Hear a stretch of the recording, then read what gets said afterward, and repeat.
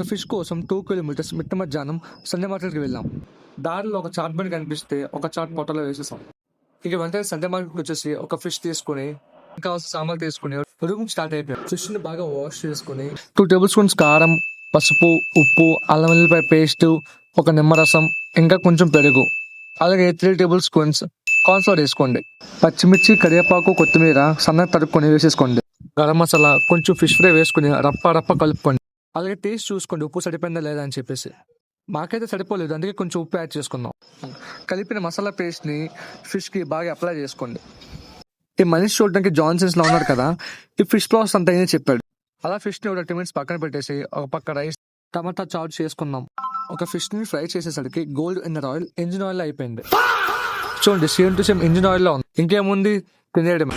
అబ్బా super. Okay bye.